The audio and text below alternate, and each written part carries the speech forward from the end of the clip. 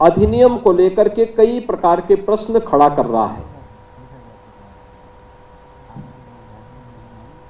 आश्चर्य होता है कि देश के हित में, श्रमिकों के हित में, किसानों के हित में, गांव के विकास के हित के लिए उठाए गए जिस महत्वपूर्ण कदम का समर्थन होना चाहिए, जिसका स्वागत होना चाहिए और आदरणीय प्रधानमंत्री जी के प्रति, एनडीए के प्रति जिस इंडी गठबंधन को आभार व्यक्त करना चाहिए, आभार व्यक्त करने की बजाय वह भ्रष्टाचार को प्रोत्साहित करने के अपने पुराने कारनामों को ही खुल के समर्थन कर रहा है। बीपी जी रामजी एक्ट 2025, अगर हम इसकी उन विशेषताओं को देखेंगे, एक पारदर्शी प्रक्रिया, रोजगार सृजन की अधिक गारंटी और ग्रामीण क्षेत्र में अस्थायी परिसंपत्तियों के निर्माण के लिए, यानी ग्रामीण इंफ्रास्ट्रक्चर में वृद्धि करने के लिए एक महत्वपूर्ण अधिनियम पारित हुआ है और ये विकसित भारत की आधारशिला बनेगी। विकसित भारत का लक्ष्य तभी साकार हो सकता है जब राज्य विकसित होंगे। राज्य विकसित तब होंगे जब हमारी आधारभूत इकाई गांव है, ये विकसित होंगे।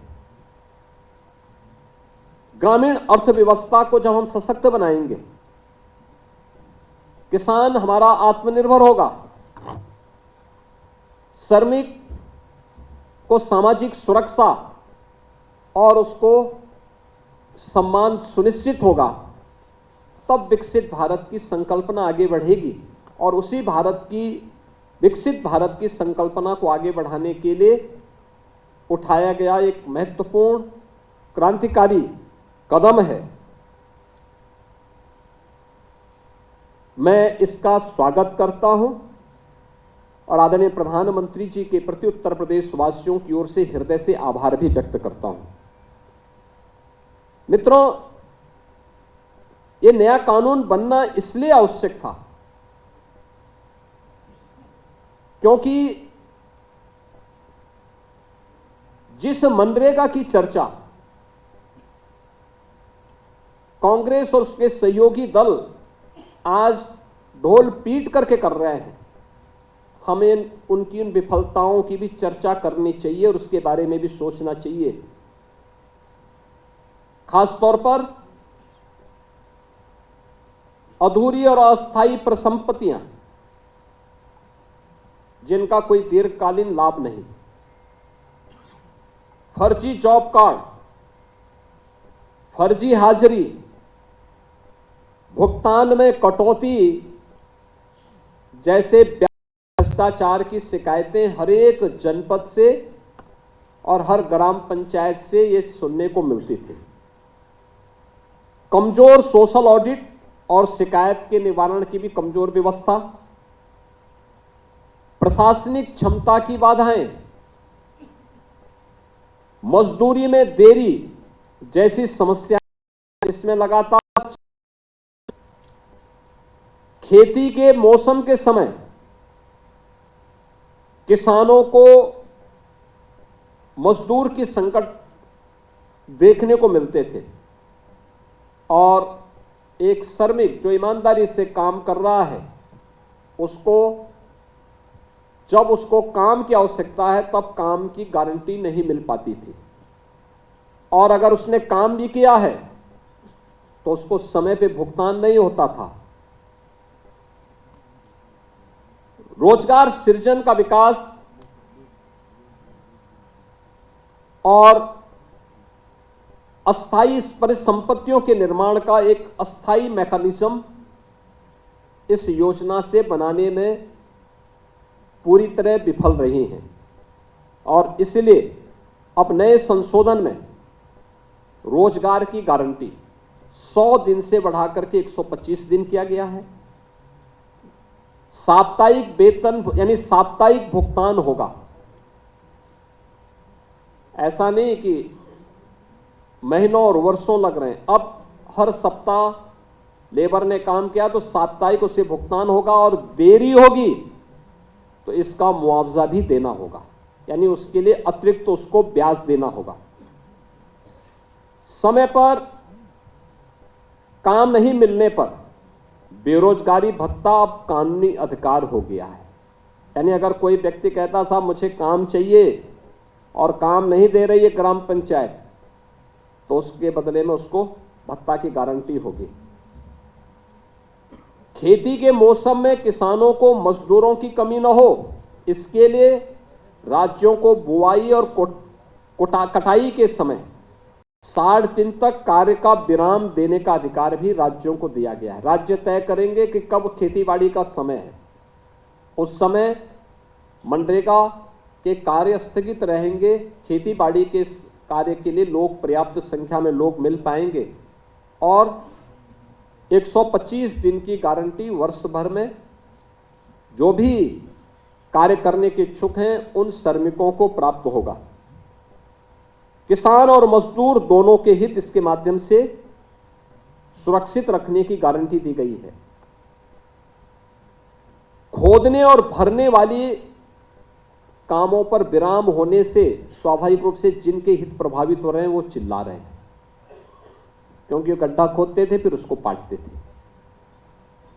ये प्रक्रिया अब उनके हित प्रभावित हो रहे हैं तो स्वाभाविक रूप से उनका चिल्लाहट होना स्वाभाविक है। अब इसमें 4 श्रेणियां दी गई हैं जिसका निर्धारण ग्राम पंचायत स्वयं तय करेगी। एक, मनरेगा का उपयोग जो पहले होता था वह कोई अस्थाई पर संपत्ति आप नहीं बना सकते थे, लेकिन अब विकसित भारत जी राम जी के माध्यम से हम अस्थाई संपत्ति का निर्माण कर सकते हैं, और उसके लिए 4 प्रकार के प्रायोरिटीज तय की गई, प्राथमिकताएं जो तय की गई, श्रेणियां।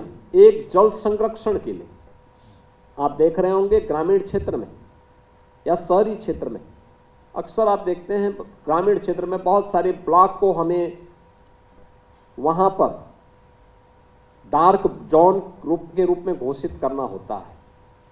पानी की मात्रा बहुत नीचे जा चुकी होती है, कोई वहां पे स्थायी व्यवस्था नहीं बन पाती है। आप इस योजना के माध्यम से जो मनरेगा में व्यवस्था नहीं थी, विकसित भारत जी राम जी के माध्यम से गारंटी दी गई है कि वह इसके माध्यम से जल संरक्षण की अस्थायी व्यवस्था क्रिएट कर सकते हैं, यानी रेन वाटर हार्वेस्टिंग की व्यवस्था, चेक डैम की व्यवस्था और उससे जुड़ी हुई अन्य सुविधाओं की को वहां पे गांव में वो क्रिएट कर सकता है।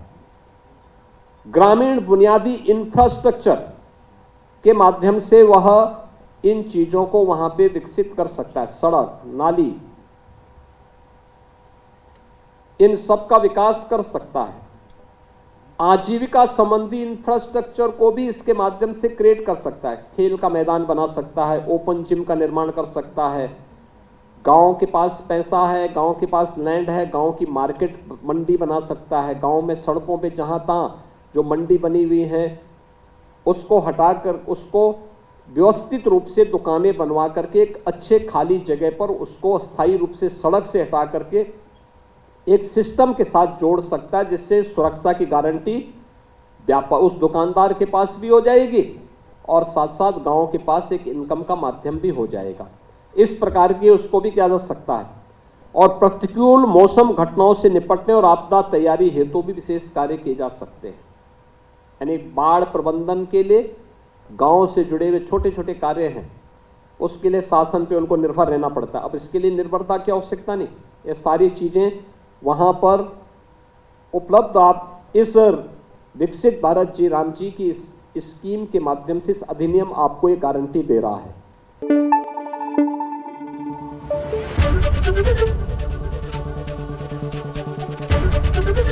एबीपी न्यूज आपको रखे आगे।